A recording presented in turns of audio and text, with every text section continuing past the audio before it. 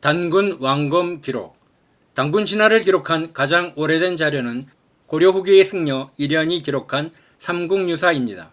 삼국유사는 지금은 전해지지 않는 위서를 인용하면서 2000년 전에 단군 왕검이 아사달의 도읍을 정하고 나라를 열어 조선이라고 했다. 중국 윤임금과 같은 시기였다. 고 기록하였고, 또 고기를 인용하여 환인의 아들 환웅이 인간 세상을 구하고자 하였다. 천부인 3개를 가지고 3000명을 거느리고 태백산의 신단수 밑에 내려와 신의 마을 신시라 하였다. 풍백, 우사, 운사를 거느리고 인간이 360여 가지 일을 주관하며 세상을 다스리고 교화하였다. 고 건국 과정을 설명하고 이어 곰과 호랑이가 인간이 되기를 원하여 환웅이 쑥과 마늘 20개를 주면서 100일간 햇빛을 금할 것을 명했는데 곰만이 이를 지켜 여자로 변했다고 합니다. 웅녀는 나무 아래서 잉태하기를 빌었고 환웅이 그녀와 혼인하여 아들을 낳으니 단군 왕검이 되었다고 하였습니다. 이련이 26세가 되던 해 몽골군이 쳐들어왔습니다. 큰소리치던 무신 정권은 강화도로 도망가고 백성들은 몽골군에게 죽임을 당하거나 살 길을 찾아 도망가다 굶어 죽었습니다.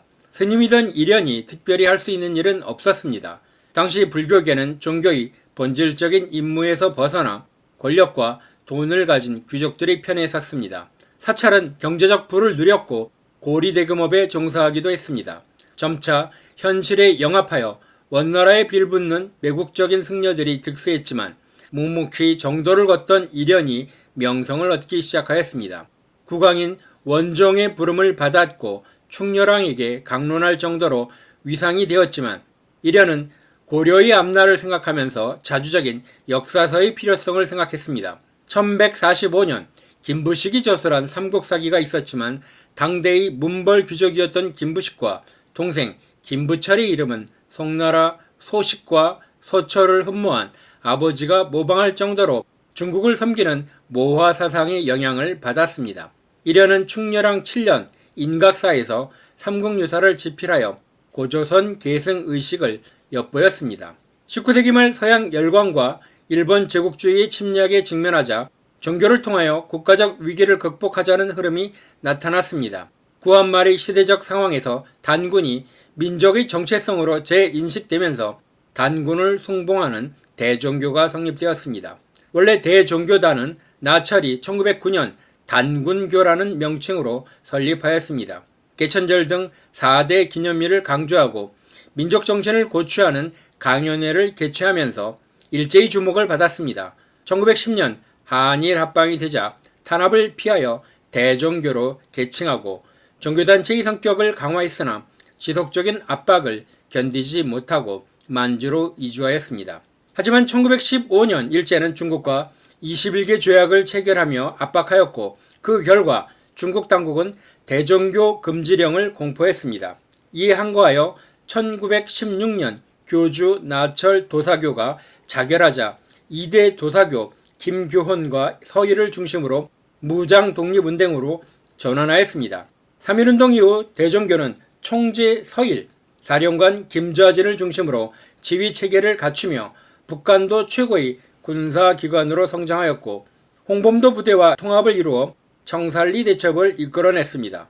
1919년 대한민국 임시정부의 신규식, 박은식, 신익희, 신서구, 이동영, 이탁, 이갑 등 상층부 구성원의 3분의 1은 대종교인으로 구성되었고 당시 공무원 포고 제1호는 우리 대한나라는 성조 당군께 없어 억만세 무공의 국기를 열은 이래 반만년간 열조의 충의와 용감으로 능히 안으로는 우수한 문화를 건설하고로 시작되고 있습니다. 당시 중국인들은 일제히 식민지 사학의 영향을 받으며 한민족을 바라보았는데 이는 한중 연대의 가장 큰 장애물이었습니다. 중국인들은 조선인에 대하여 너의 나라는 본래 중국의 속방이었는데 이제 너희 나라가 망했으니 우리가 능히 일본을 몰아내어 옛 땅을 다시 보존하여야 할 의무가 있으니 이는 실로 중국인의 권리 의무와 관련된 문제이다 라고 인식했다고 성제 이시영은 감시만어에 기록하였습니다.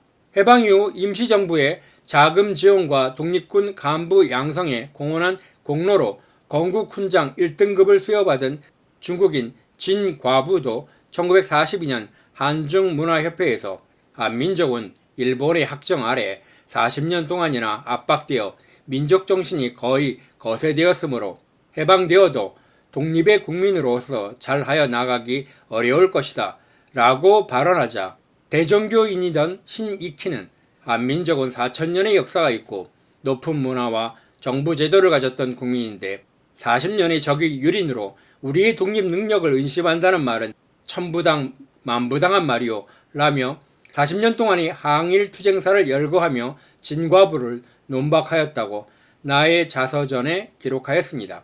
어떤 연유에서인지 해방 이후 경성제국대학을 모태로 세운 국립대학에 맞서 국민의 대학이란 의미의 국민대학을 1946년 개교하면서 타 대학이 없는 4학점짜리 1학년 필수 과목인 민족론을 열어 학장인 신익희가 직접 강의하였습니다. 2017년 4월 트럼프는 시진핑과의 미국 플로리다주의 마라라고 별장에서 정상회담을 한 이후 시진핑 중국 국가주석과 중국과 한국의 역사에 대해 이야기했다. 북한이 아니라 한국을 이야기하면 한국은 역사적으로 중국의 일부였다고 했다고 시진핑이 주장했다는 것인데 중국 교육부는 2018년 새 교육과정으로 바꾸면서 중국사 책을 2019년과 2020년에 상하권 발간했습니다. 이 책에는 중국과 한반도는 종본 체제로 규정하며 우월한 종주권을 가진 중국과 그 문화를 차용하면서 복속했던 비자주적 속국 한반도 왕조들로 규정하고 있습니다. 중국인들이 한민족사에 대한 부정확하고 비이성적인 인식 경향은 특히 한민족의 고대사 영역에서 두드러지게 나타났는데 이에 대하여 이시영은 식민사학이 아닌 자주적 역사를 강조했습니다. 역사의 흥패 존망은 양국이 잠시라도 분리해서는 숨을 쉴 수도 없는 형편이다. 한중 양민족의 관계는 그 흔적을 소급하여 보면 저 아득한 4,000년 전 우리나라의 당군님은 중국의 윤임금과 동시대의 임금님이 되셨고 당군의 아들 태자 부루는 하나라의 우임금과 도산회의에서 만나 두 나라의 국경을 정하였으니 이는 곧 한중 양민족이 화합하는 첫걸음이었다.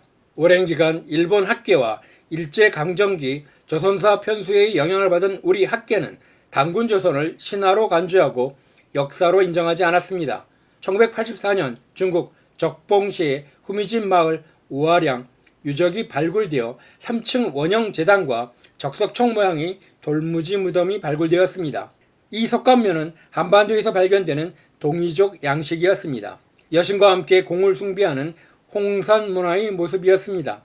홍산 문화의 발견은 중국에게는 큰 충격이었고 오랑캐의 땅이라고 여겼던 만리장성 이북의 요하 지역에서 화문명보다 앞선 유적지가 발굴되면서 수천 년간 지속되던 중화사상이 이북의 요하 지역에서 황하문명보다 앞선 유적지가 발굴되면서 수천 년간 지속되던 중화사상이 흔들리게 되었습니다. 1899년 청나라 말기의 금석학자 왕일웅이 갑골에 새겨진 비문을 발견하고 이것이 상나라 시절의 문자임을 밝혀냈는데 이 발견 이전에는 사마천의 사기에 기록된 은나라는 실제 국가로 인정되지 않았습니다. 홍산문화 유적에 대한 연구가 정정당당하게 진행되어 이곳이 단군 조선의 역사적 실제를 증명하는 계기가 될 수 있기를 기대해 봅니다.